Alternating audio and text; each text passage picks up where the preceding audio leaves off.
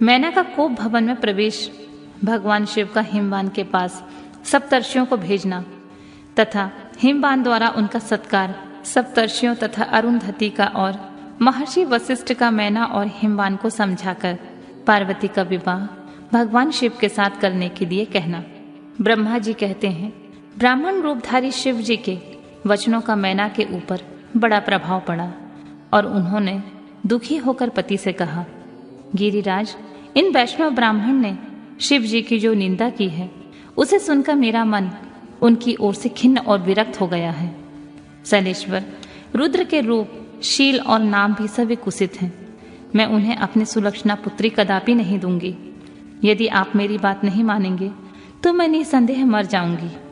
अभी इस घर को छोड़ दूंगी अथवा विष खा लूंगी।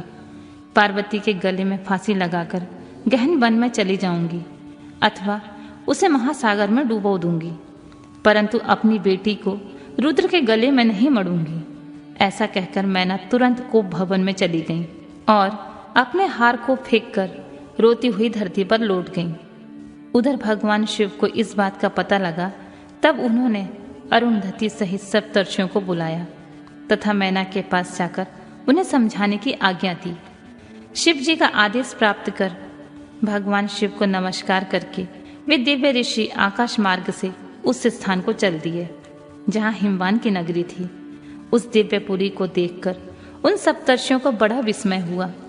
वे हिमाचलपुरी की परस्पर प्रशंसा करते हुए सब ऐश्वर्यों से भरे पूरे हिमवान के घर जा पहुंचे। उन सूर्य तुल तेजस्वी सातों ऋषियों को दूर से आकाश के रास्ते से आते देख हिमवान को बड़ा विस्मय हुआ। वे बोले, ये 7 सूर्य तुल तेजस्वी मुनि मेरे यहाँ आ रहे हैं। मुझे प्रयत्न पूर्वक इस समय इनकी पूजा करनी चाहिए। सबको सुख देने वाले हम लोग गृहस्थ लोग धन्य हैं, जिनके घर पर ऐसे महात्मा पदार्पण किया करते हैं। ब्रह्मा जी कहते हैं, इसी समय वे मुनि आकाश से उतरकर पृथ्वी पर खड़े हो गए। उन्हें सामने देख हिमवान बड़े आदर के साथ आगे बढ़े और हाथ जोड़कर मस्तक झुकाकर उन सप्तर्षियों को प्रणाम करने के पश्चात उन्होंने बड़े सम्मान के साथ उन सब की पूजा की तथा उन्हें आगे करके कहा, मेरा गृहस्थ आश्रम आज धन्य हो गया है। यूं कहकर उन्हें बैठने के लिए भक्तिपूर्वक आसन लाकर दिया। तब वे आसनों पर बैठ गए। तब उनकी आज्ञा लेकर हिमवान भी बैठ गए और वहां उन ज्योतिर्मय महर्षियों से इस प्रकार बोले, आज मैं धन्य हूँ, कृतकृत्य हूँ। मेरा जीवन सफल हो गया है। मैं लोकों में बहुत से तीर्थों की भांति दर्शनीय बन गया हूँ, क्योंकि आप जैसे विष्णु रूपी महात्मा मेरे घर आए हैं, पधारे हैं। आप लोग पूर्ण काम हैं। हम दीनों के घरों में आपका क्या काम हो सकता है? तथापि मुझ सेवकों के योग्य यदि कोई कार्य हो तो कृपया पूर्वक उसे अवश्य कहें। उसे पूर्ण करने में मेरा जीवन सफल हो जाएगा। ऋषि बोले, शैलराज, भगवान शिव को जगत का पिता कहा गया है और शिवा जगत जननी माता कही गई हैं। अतः तुम्हें महात्मा शंकर को अपनी कन्या देनी चाहिए। हिमालय, ऐसा करके तुम्हारा जन्म सफल हो जाएगा तथा तुम जगत गुरु के भी गुरु हो जाओगे, इसमें कोई संशय नहीं है। मुनीश्वर, सप्तर्षियों का यह वचन सुनकर हिमवान ने दोनों हाथ जोड़कर उन्हें प्रणाम करके इस प्रकार कहा, महाभाग सप्तर्षियों, आप लोगों ने जो बात कही है उसे शिव की इच्छा से मैंने पहले ही मान रखा है। किंतु प्रभु, इन दोनों एक वैष्णव धर्मी ब्राह्मण ने आकर भगवान शिव के प्रति प्रसन्नता पूर्वक बहुत सी उल्टी बातें बताई हैं। तभी से शिवा की माता का ज्ञान भ्रष्ट हो गया है। वे अपनी बेटी का विवाह उस योगी रुद्र के साथ नहीं करना चाहती हैं। ब्राह्मणों, वे बड़ा भारी हट करके मेले कपड़े पहनकर कोप भवन में चली गई हैं और समझाने पर भी नहीं समझ रही हैं। मैं भी उन वैष्णव ब्राह्मण की बात सुनकर ज्ञान भ्रष्ट हो गया हूँ। आपसे सच कहता हूँ, भिक्षुक रूपधारी महेश्वर को बेटी देने की अब मेरी इच्छा भी नहीं है। ब्रह्मा जी कहते हैं, नारद, मुनियों के बीच बैठे हुए शैलराज शिव की माया से मोहित हो उपयुक्त बात कहकर चुप हो गए। तब उन सभी सप्तर्षियों ने शिव की माया की प्रशंसा करके मेनका के पास अरुंधति को भेजा। पति की आज्ञा पाकर ज्ञान नंदिनी अरुंधति देवी तुरंत उस घर में गईं जहां मैना और पार्वती थी। जाकर उन्होंने देखा मैना शोक से आकुल होकर पृथ्वी पर पड़ी है। तब उन साध्वी देवी ने बड़ी सावधानी के साथ मधुर एवं हितकर बात कही। अरुंधति बोली, साध्वी रानी मेनके, उठो, मैं अरुंधति तुम्हारे घर में आई हूं तथा दयालु सप्तर्षि भी वहां पधारे हैं।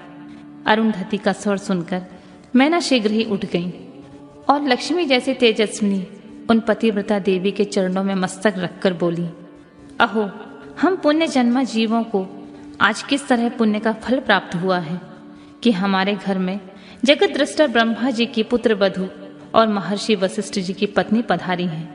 देवी, आप किस लिए आई हैं, मुझे यह बताइए। मैं और मेरी पुत्री आपकी दासी के समान हैं, हम पर आप कृपा कीजिए।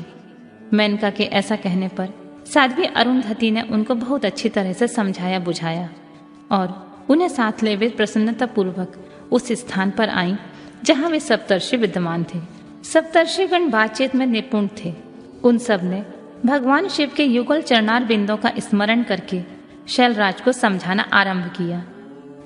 ऋषि बोले, शैलेंद्र, हमारा शुभ कारक वचन सुनो। तुम पार्वती का विवाह शिव के साथ कर दो और संहारकर्ता रुद्र के श्रवसुर हो जाओ। शंभु सर्वेश्वर हैं, वे किसी से याचना नहीं करते हैं। स्वयं ब्रह्मा जी ने तारकासुर के विनाश के लिए एक वीर पुत्र उत्पन्न करने के उद्देश्य को लेकर भगवान शिव से यह प्रार्थना की है कि विवाह कर लें। भगवान शंकर तो योगियों के शिरोमणि हैं, वे विवाह के लिए उत्सुक नहीं हैं। केवल ब्रह्मा जी की प्रार्थना से वे महादेव तुम्हारी कन्या का पारिग्रहण करेंगे। तुम्हारी पुत्री ने जब तपस्या की थी उस समय उनके सामने उन्होंने उससे विवाह की प्रतिज्ञा कर ली थी। इन्हीं दो कारणों से वे योगी राज शिव विवाह करेंगे। ऋषियों की बात सुनकर हिमालय हंस पड़े और कुछ भयभीत होकर विनय पूर्वक बोले, मैं शिव के पास कोई राजोचित सामग्री नहीं देखता हूँ। उनका ना कोई घर है, ना ऐश्वर्य है, ना कोई स्वजन है, ना बंधु बांधव ही है। मैं अत्यंत निर्लिप्त योगी को अपनी बेटी नहीं देना चाहता हूँ। आप लोग वेद विधाता ब्रह्मा जी के पुत्र हैं, अतः अपना निश्चित विचार कहिए। जो पिता काम से, मोह से, भय से अथवा लोभ से किसी अयोग्य वर के हाथ में अपनी कन्या दे देता है तो वह मरने के बाद नरक में जाता है। अतः मैं स्वेच्छा से भगवान शूलपाणि को अपनी कन्या नहीं दूंगा। इसलिए महर्षियों, जो उचित विधान हो उसे आप लोग कीजिए। मुनीश्वर नारद हिमाचल के इस वचन को सुनकर बातचीत करने में निपुण महर्षि वशिष्ठ ने उनसे यूं कहा, शैलेश्वर, मेरी बात सुनो। यह सर्वथा तुम्हारे लिए हितकारक, धर्म के लिए अनुकूल, सत्य तथा इहलोक और परलोक में सुखदायक है। शैलराज, लोक तथा वेद में 3 प्रकार के वचन उपलब्ध होते हैं। शास्त्रज्ञ पुरुष अपनी निर्मल ज्ञान दृष्टि से उन सब प्रकार के वचनों को जानता है।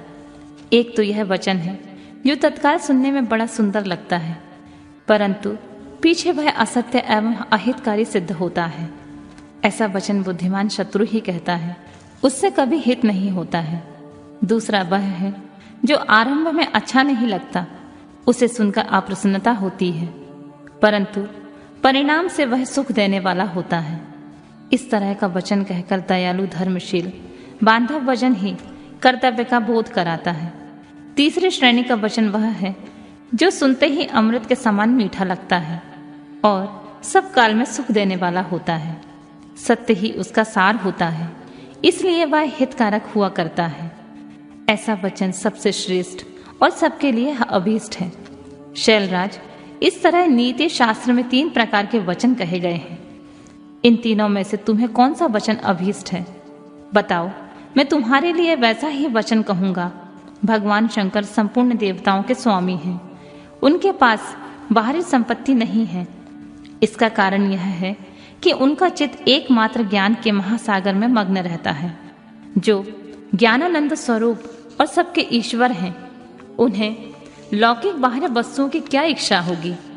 गृहस्थ पुरुष राज एवं संपत्तियों से सुशोभित होने वाले वर को अपनी पुत्री देता है, क्योंकि किसी दीन दुखी को कन्या देने से पिता कन्या घाती होता है। उसे कन्या के वध का पाप लगता है।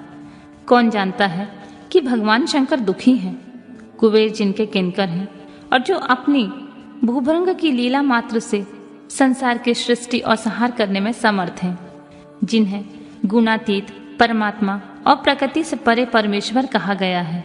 सृष्टि पालन और संहार करने वाली जिनकी विविध मूर्ति हो, ब्रह्मा विष्णु और हर नाम धारण करती हैं, उन्हें कौन निर्धन अथवा दुखी कह सकता है। ब्रह्मलोक में निवास करने वाले ब्रह्मा, क्षीर सागर में रहने वाले विष्णु तथा कैलाशवासी हर, ये सब शिव की ही विभूतियां हैं। शिव से प्रकट हुई प्रकृति भी अपने अंश में 3 प्रकार की मूर्तियों को धारण करती है। जगत में लीला शक्ति से प्रेरित हो वह अपनी कला से बहुत सा रूप धारण करती है।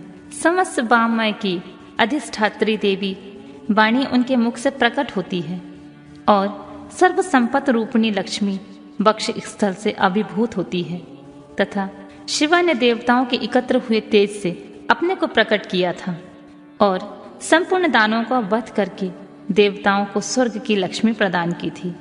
देवी शिवा कल्पांतर में दक्ष पत्नी के उदर से जन्म ले सती नाम से प्रसिद्ध हुई और हर को उन्होंने अपने पति के रूप में प्राप्त किया। दक्ष ने स्वयं ही भगवान शिव को अपनी पुत्री दी थी। सती ने पति की निंदा सुनकर योग बल से अपने शरीर को त्याग दिया था। वे ही कल्याणमयी सती अब तुम्हारे वीर्य और मैना के गर्भ से प्रकट हुई। शैलराज, ये शिवा जन्म जन्म में शिव की ही पत्नी होती हैं। प्रत्येक कल्प में बुद्धि रूपा दुर्गा ज्ञानियों में श्रेष्ठ माता होती हैं। ये सदा सिद्ध सिद्धदायिनी और सिद्ध रूपणी है। भगवान हर चिता भस्म के रूप में सती के अस्थि चूर्ण को ही स्वयं प्रेम पूर्वक अपने अंगों में धारण करते हैं।